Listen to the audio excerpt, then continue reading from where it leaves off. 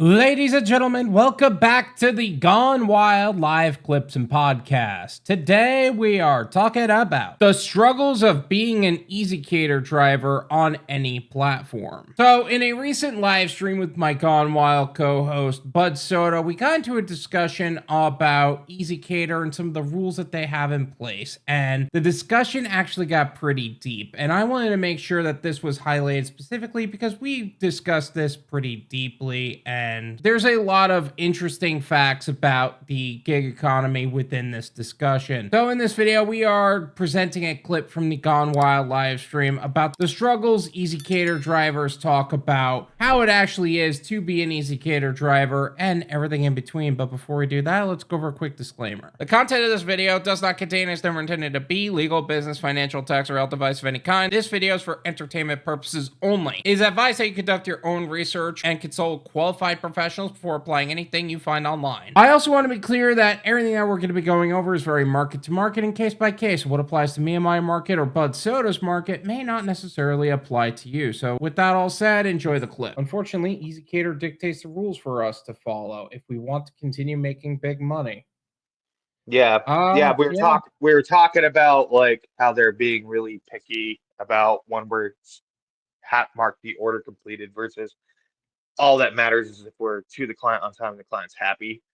Yeah, and you know what? I have no problem with how easy, maybe not no problem, but no, like for how ezCater is right now, I'm actually kind of fine with it. Like, it's not the biggest deal to me. It's when the people between ezCater and me are people who are trying to game the system for valid or not reasons, and then I'm trying to get, and their gaming of the system is affecting my ability to complete the order. Like Yeah. I'm also very anal in how I want the order done. Like, obviously not everything can be done perfectly. Obviously, I'm not going to be like super picky about like exactly where the trays are, but I'd like to be sure that, hey, I'm at So, least doing everything I can on my end to make sure the order is complete. And I'm particular in just getting the job done, whether it's perfect or not. I want to make sure I'm doing the job the way it should be. so pretend this T-wrench is a magic wand. ezCater can go to certain apps that do a lot of rescues for them, or if you're doing a rescue and go, boop, don't matter anymore. Rules don't apply. Just get it there, you know. And that's what I ask for if I rescue an order. But like, as far as the rules they have a set rules for everyone has to follow, but there's still different contracts for every single company, and the Mhm. fines that they give these companies are also different. So like the big companies like Deliver that, and Zifty, and what's the other one you always have a problem with? I can't remember because their test support sucks. Um, so like Delivered, Chizifty, Skipcart. Skipcart, thank you. Yeah, Skipcart. They can have different rule sets for them, and when you have to like complete the orders, is all the same now. But Mhm. at the same time, they have different rules for them to where like they'll find the smaller companies $50, but they'll find the bigger companies like 15. The bigger company could probably absorb that 50 better than the smaller company. It don't make much sense to me, but that's how they do it. So Mm, like $50 is basically you lost anything you would have made on that order. You're paying out of pocket and it really hurts you. So like yeah. it has to be within the 5 minutes, and that's why they do that. And that's why I recommend screenshotting everything. I'm just very annoyed that she didn't, whoever the dispatcher you're dealing with, didn't copy everything. I know the one dispatcher at Food Fetch is great because he used to do Postmates, so he gets it. But like, He. Note the word you chose. He. yeah, I was dealing with a girl. I I was like, I dealt with the one you're talking about, and at first that person was very by the book on the script. Like repeatedly antagonized. I was like, listen, I'm like, you can call them. I'm like, you can literally call the boss man. We know each other. I'm like, he knows I know what I'm doing. It's like, yeah, like you don't have to ride my butt like that. Like I'm going to tell you every step of the way what we're doing. But until ezCater did that universal rule set, they basically want constant updates. And yes, I said that on purpose because it's Yeah, very annoying. and you know Because what? even That's Delivered would do fine that to because me. I do communicate fairly often. Like I do literally text every step of the way because like so they do ask for it fairly often. But I'm also there like, hey guys, if you want me to update you, that's fine, but update me. Like Oh yeah, it, it yeah. It's that's the problem I have with any of these apps. It's like I need updates from you guys. What's going on for something? And oh yeah, but you want updates from me every 2 minutes when I just gave you the update, you know, the one you want now, 30 seconds Mhm. ago? Yeah. I just told you. Totally I've see. been petty and sent the screenshot. I'm like, I just said it. Yeah. But I clicked on it so the timestamp will come up. Screenshot, sent it. It's the same time it's still on my phone. I'm like, I just sent this to you. Mm. And they're like, the one agent, like, I think it was undelivered. It's like, yes, we know, but they just want another update that's newer. I'm like, okay, send him a screenshot. He's like, I will Mm. do. So that agent was Mm. over there petty crap too. So I found that Unreal. hilarious. So, sometimes you get cool support agents like that or a cool dispatch, but like sometimes not so much. So I see um in the previous subject, Tim says he wants to get all restaurants to go through ezCater. Not really. I want them to like honestly, I'd rather them like have their own catering thing and they give the orders to me directly. Or have me send them to a DS like my own DSP I versus just agree. ezCater. Because ezCater, yeah, there is a level of kind of protection there as far as Mhm. guarantees and stuff and what their rule set is. But they still on DoorDash, mind you. That's the rescue app. Mhm. And even on the actual catering app, there's still some bozo drivers on there who do the sketchy stuff. Like I went to the one fancier steakhouse, I think it's Firebirds is what it's called.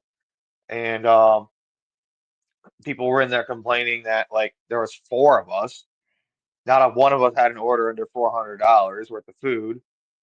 And the biggest order was 800. Mhm. So they're like, oh my god, I've been waiting 10 extra minutes. I want to go home. I'm like, do you have to go to work after or whatever? And they're like, no, I just want to get home. We get paid for it on ezCater. Why are you caring so much? Apparently not. Oh my gosh. Some people So there's just do still not have drivers the, like that because whatever order they had must have been the person didn't tip into the minimum gratuity. which is why I know that a lot of like if you do want to have quality orders consistently, you gotta Yeah. work with quality restaurants and build like again, go build your own DSP. Start having direct clientele in that way. And that's something that I've been working on myself. I've been doing a lot of outreach. We're getting we or more like we got not Wes, Jim's Razorback Pizza in Hmm. Arkansas all figured out now. We're finally onboarding them. I got to give North Carolina Midtown Cafe a call tomorrow, and I got some other contacts I have to reach out to.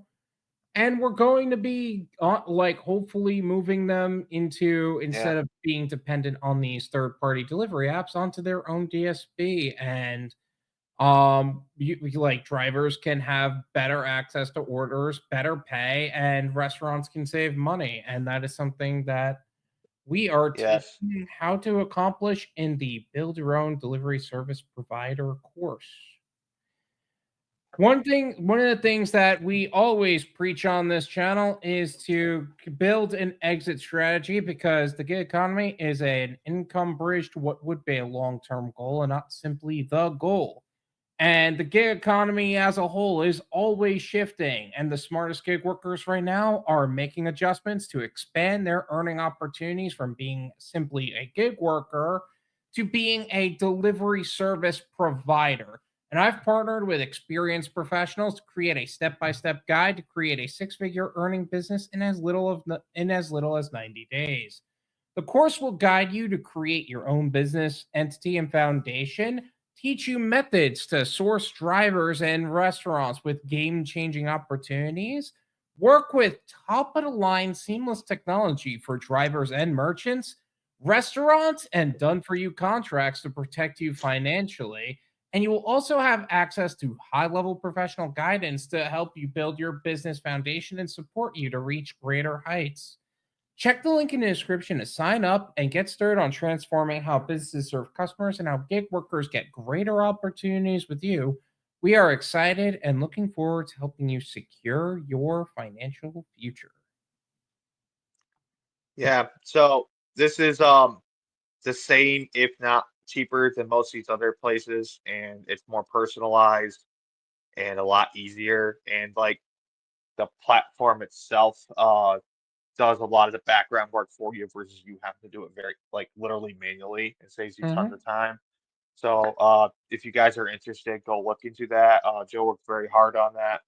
So definitely go check that out.